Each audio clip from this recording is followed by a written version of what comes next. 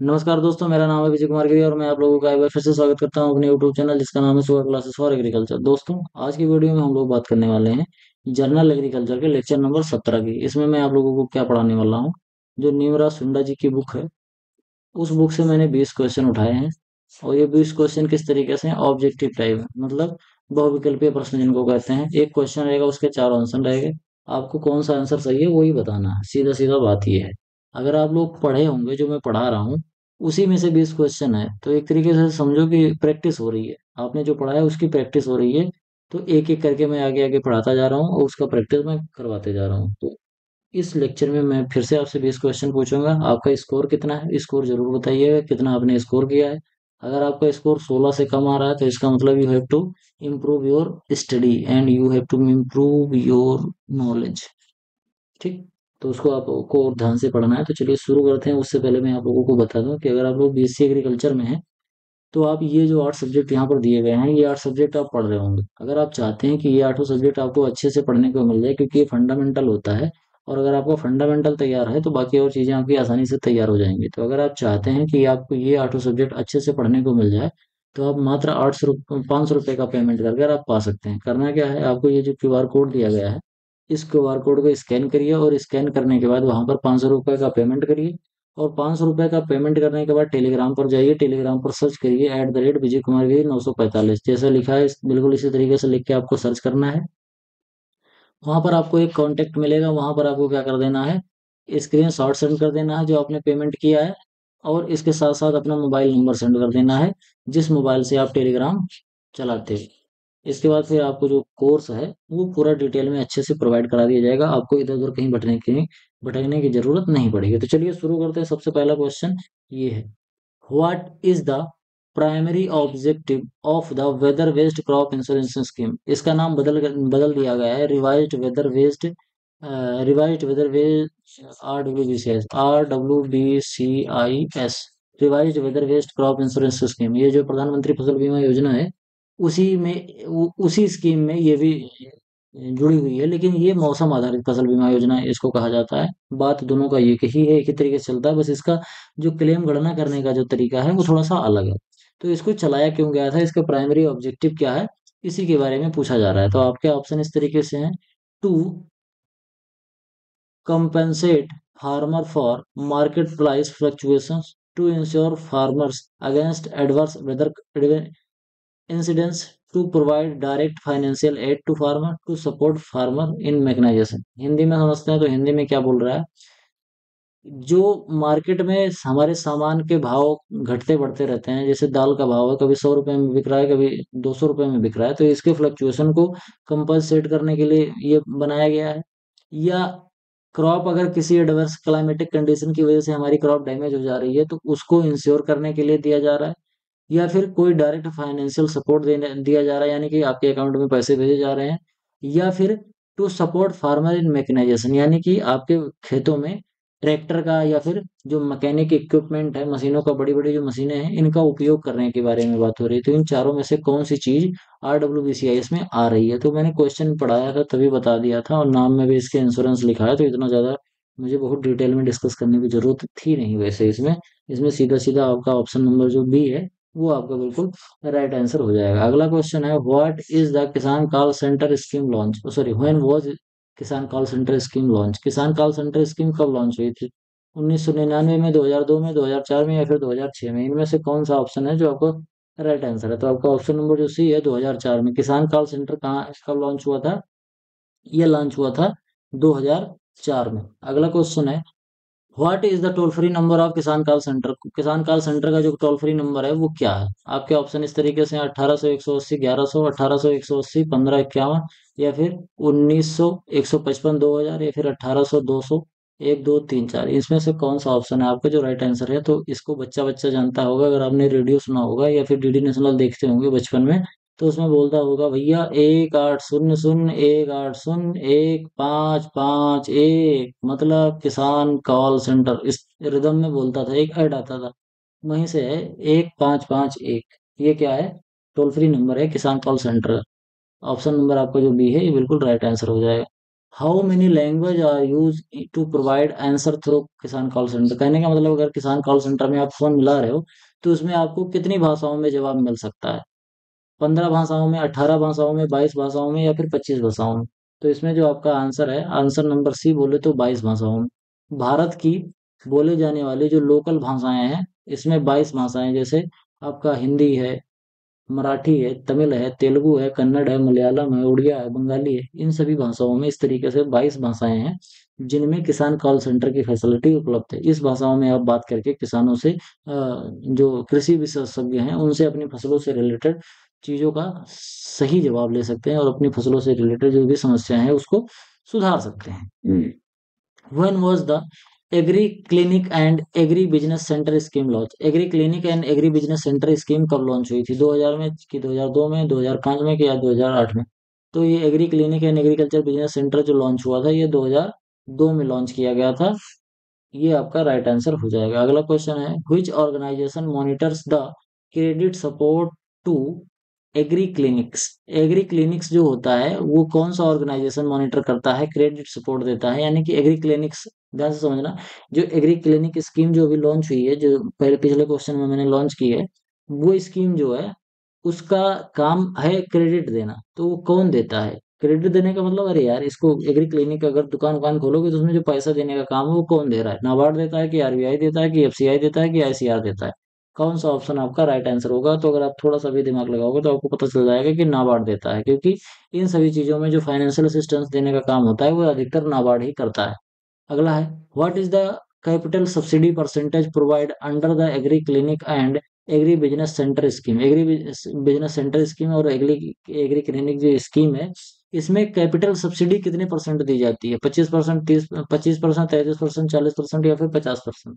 तो आपका जो ऑप्शन है, ऑप्शन नंबर बी बोले तो 33%, ये 33% की सब्सिडी इसमें प्रोवाइड करी जाती है। मान लो आपने कितना कर दिया, मान लो आपने 1 लाख खर्च कर दिया, तो 1 लाख में आपको 33% की सब्सिडी मिल जाएगी और आपको केवल 77,000 के आसपास ही लगाना पड़ेगा। इस तरीके की सब्सिडी मिलती है। इसमें एक कैप होता है, ऐसा नहीं है कि आप मान लो कि 500 करोड़ खर्च कर रहे हो तो उसके हिसाब से फिर 33% की छूट मिल जाए, ऐसा नहीं है। एक कैप होता है, उससे नीचे रहोगे तो 33% मिलेगा, और या तो फिर उतना मैक्सिमम मिल सकता है, इस तरीके का होता है।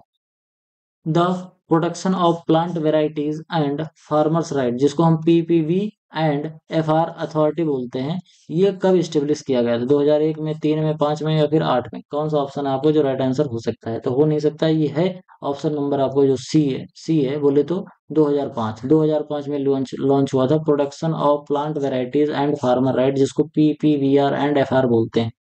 अगला क्वेश्चन है, where is the PPVR and FR authority located? ये कहाँ पर है? ये कहाँ पर, ये पीपीवी एंड एफआर जो अथॉरिटी है कहाँ पर लोकेटेड है? मुंबई में, कोलकाता में, न्यू दिल्ली में, या फिर चेन्नई में? तो आपका ऑप्शन है, जो ऑप्शन नंबर सी, जिसको हम बोलते हैं नई दिल्ली, यहाँ पर ये स्टेब्लिश करी गई है। अगला क्वेश्चन है, what is as of October 1 2010 how much was the total buffer stock of food grain in the central pool? Central pool में बफर स्टॉक कितना था अक्टूबर 1 2010 में? तो ये क्वेश्चन टोटली इररिलेवेंट है, पता नहीं मेरे दिमाग में क्या चल रहा था, मैंने इसको बना दिया, इसको जानने की भी जरूरत नहीं है।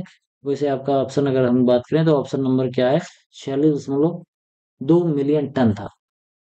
आगे बात करेंगे, what is the meaning of Latin word ager? Ager, ager agriculture में जो पहला शब्द होता है एगर होता है, और आगे वाला जो शब्द होता है कल्ट्रा होता है। तो एग्रीकल्चर में जो एगर का मतलब होता है, ये होता क्या? Plant, soil, seed and water, कौन सा होता है इसमें से? कौन सा ऑप्शन सही है? तो एगर का जो मतलब होता है वो होता है सॉयल। ठीक, एगर का मतलब होता है सॉयल, और जो इसमें कल्ट्रा होता है, कल्ट्रा का क्या मतलब होता है? मैनेजमेंट। अगला क्वेश्चन है, what is another name for sustainable agriculture? Sustainable agriculture का दूसरा नाम क्या है? टिकाऊ खेती का दूसरा नाम पूछा जा रहा है। Conventional farming, eco eco farming, genetic farming, या फिर एग्रो फार्मिंग? तो आपका ऑप्शन है ऑप्शन नंबर बी, जिसको हम बोलते हैं इकोलॉजिकल फार्मिंग, जिसको हम पर्यावरण खेती बोलते हैं। ये होता है अपना, ये पारिस्थितिकी जो खेती होता है, इसी को बोलते हैं sustainable agriculture. What is the following is a characteristics of sustainable agriculture? Sustainable agriculture का कौन सा कैरेक्टरिस्टिक्स इसमें से है? लो कॉस्ट इनपुट यूज, या high use of chemical fertiliser, या कंजर्वेशन ऑफ रिसोर्सेज, या फिर इकोलॉजिकल हार्मोनी? ऑप्शन नंबर जो आपका बी है, जिसको बोलते हैं higher use of chemical fertiliser, sorry sorry sorry, question ही मैंने गलत पढ़ दिया था, नोट लगा है। मतलब सस्टेनेबल एग्रीकल्चर में कौन सा ऐसा चीज है जो इसका करेक्टरिस्टिक्स नहीं है। लो कॉस्ट इनपुट यूज ये सस्टेनेबल एग्रीकल्चर में आता है। कन्वेंशनल कंजर्वेशन ऑफ रिसोर्सेज ये भी आता है सस्टेनेबल एग्रीकल्चर में। और इकोलॉजिकल हार्मोनी ये भी सस्टेनेबल एग्रीकल्चर में ही आता है। लेकिन high use of chemical fertiliser यही तो नाश किया है, यही हमारी मिट्टी का नाश किया है, यही हमारे स्वास्थ्य का भी नाश कर रहा है। तो इस वजह से इसको थोड़ा सा कम करना है, तो ये सस्टेनेबल एग्रीकल्चर में तो बिल्कुल भी नहीं आएगा। शिफ्टिंग कल्टीवेशन को और किस नाम से जाना जाता है? आपका क्वेश्चन इस तरीके से, मोनोक्रॉपिंग कहते हैं या लैंड रोटेशन बोलते हैं या मल्टीपल क्रॉपिंग बोलते हैं या ग्रीन मैन्योरिंग बोलते हैं? आपका ऑप्शन जो है इसमें ऑप्शन नंबर बी, जिसको हम बोलते हैं लैंड रोटेशन, इसको हम बोलते हैं शिफ्टिंग कल्टीवेशन या फिर झूमिंग कल्टीवेशन बोलते हैं या पोडो बोलते हैं। इस तरीके का इसको कई जगहों पे कई भाषाओं में इसका नामकरण किया गया है। Which state in India practice shifting cultivation या फिर झूमिंग कल्टीवेशन? कौन से स्टेट में ज्यादातर ये अभी देखने को मिलता है? तमिलनाडु, केरला में, गुजरात, महाराष्ट्र में, झारखंड या मध्य प्रदेश में, पंजाब या फिर हरियाणा में? तो आपका जो ऑप्शन नंबर सी है, ये है झारखंड और मध्य प्रदेश। झारखंड और मध्य प्रदेश के जो जंगली वाले एरियाज हैं, वहां पर अभी भी झूमिंग कल्टीवेशन वाली जो चीजें हैं वो अभी भी वहां पर प्रयोग करी जाती हैं। अगला क्वेश्चन है, who coined the term response farming? Response farming जो एक टर्म होता है, इसको किसने दिया है? ऑप्शन ए डोनाल्ड ने, ऑप्शन बी स्टेवर्ड ने, या फिर बोरलॉग ने दिया है, या फिर एम एस स्वामीनाथन ने दिया है। रिस्पांस फार्मिंग होता क्या है, इसका क्या मतलब होता है, क्या काम करता है, इसके बारे में जो बेसिक टर्मिनोलॉजी का जो काम है, ये सब चीजें मैंने उस बुक में पढ़ा रखी है। तो जो लेक्चर मैं पढ़ा रहा हूँ ये कम्पिटेटिव बुक ऑफ एग्रीकल्चर, उसमें अगर आप पढ़ोगे सही से तो आपको वहां पर ये देखने को मिल जाएगा, तो आप वहां से देख के इसको समझ सकते हो। रिस्पांस फार्मिंग जो वर्ड था, इसको किसने दिया था? तो इसको दिया था स्टेवर्ट ने। स्टेवर्ट जो थे, इन्होंने ही रिस्पांस फार्मिंग जो वर्ड था इसको कॉइन किया था। What is the basic response farming? Word response farming basically होता क्या है? जेनेटिक मॉडिफिकेशन या फिर एनालिसिस ऑफ वेदर डाटा या फिर इरिगेशन टेक्निक या फिर पेस्ट कंट्रोल? इनमें से कौन सा ऑप्शन है जो कि बेसिक है रिस्पांस फार्मिंग का? तो रिस्पांस फार्मिंग का जो बेसिक है वो क्या है? Analysis of weather data. जो वेदर डाटा होता है अपने पास, यानी कि मौसम का, हवा कितनी तेज चल रही है, ह्यूमिडिटी कितनी है, टेम्परेचर कितना है, बरसात कितनी हुई, हवा कितनी तेज चल रही है, किस दिशा में बह रही है, कोहरा कैसा था, सूर्य उदय कब हुआ, सूर्यास्त कब हुआ, बादल कैसे है, मानसून कैसे है, ये सभी चीजें चीजें हैं जो वेदर से रिलेटेड हैं। इसको एनालिसिस करने के लिए रिस्पांस फार्मिंग काम करता है। बात करता है, precision farming is also known है। प्रिसीजन फार्मिंग क्या होता है, इसको क्या बोलते हैं? ऑर्गेनिक फार्मिंग या साइट स्पेसिफिक फार्मिंग या फिर मिक्स्ड फार्मिंग या फिर एग्रो फार्मिंग? तो प्रिसीजन फार्मिंग को हम क्या बोलते हैं? Site specific farming. ठीक, ये प्रिसीजन का मतलब ही स्पेसिफिक होता है, तो इस तरीके से याद कर सकते हो। साइट स्पेसिफिक फार्मिंग को ही प्रिसीजन फार्मिंग भी बोलते हैं। Which of the following is not an advantage of precision farming? कौन सा ऐसा ऑप्शन है जो कि एडवांटेज नहीं है प्रिसिशन फार्मिंग का, यानी कि प्रिसिशन फार्मिंग का कौन सा फायदा एक नहीं है? ऑप्शन है, residue producing cost, reducing production cost, conserving resources, increasing chemical fertiliser use, maintaining ecological balance? कौन सा ऑप्शन आपका जो बिल्कुल राइट आंसर हो सकता है? तो आपका ऑप्शन नंबर जो सी है, increasing chemical fertiliser usages. Chemical fertiliser का जो यूज है इसको इंक्रीज करना, ये बिल्कुल ही नहीं है। प्रिसीजन फार्मिंग का क्या मतलब है? आप कॉस्ट को घटाओ, कंजर्वेशन रिसोर्सेज को करो, रिसोर्स जो है हमारे उसको कंजर्व करो, इकोलॉजिकल बैलेंस को मेंटेन करो, ये सभी होता है प्रिसीजन फार्मिंग का मतलब। Who introduced the concept of ideotype? ये मॉडर्न प्लांट जो जिसको हम एडियोटाइप बोलते हैं, इसको मैंने फंडामेंटल ऑफ एग्रोनॉमी जो पढ़ाया है उसमें भी बताया है। और इसके साथ साथ जो मैं ये बुक पढ़ा रहा हूँ, इस बुक जिस बुक से मैंने क्वेश्चन पढ़ाया तो वहां से भी मैंने इस क्वेश्चन को निकाला था एडियोटाइप। तो वहां से भी आप देख सकते हो कि ये कौन सा है। तो एडियोटाइप क्या होता है, जिसको मॉडल प्लांट बोलते हैं। तो ये शब्द किसने दिए थे, ये कॉन्सेप्ट किसने बनाया था? स्वामीनाथन ने या फिर डोनाल्ड ने या फिर बोरलाग ने या फिर मेंडल ने? किसने दिया था? तो ऑप्शन आपकी की बात करें तो ऑप्शन नंबर जो बी है, जिसको हम बोलते हैं डोनाल्ड, इन्होंने दिया था। ये डोनाल्ड ट्रंप वाले डोनाल्ड की बात बिल्कुल भी नहीं हो रही है। तो आज की वीडियो में केवल इतना ही। आपके जो 20 क्वेश्चन थे वो कंप्लीट हुए होगा। आपको वीडियो पसंद आया होगा, वीडियो पसंद आया हो तो वीडियो को लाइक करें, चैनल पर पहली बार आए हैं तो चैनल को सब्सक्राइब करें। आपके जो भी दोस्त हैं वो उनको चैनल को शेयर करें। अगर आप हमें फाइनेंशियली सपोर्ट करेंगे तो बहुत अच्छा होगा। फाइनेंशियली सपोर्ट करने के लिए दिया गया क्यूआर कोड को स्कैन करें, जो भी आप फाइनेंशियली सपोर्ट कर सकते हैं सपोर्ट करें। मिलते हैं किसी दूसरी वीडियो में, तब तक के लिए इजाजत दीजिए। धन्यवाद।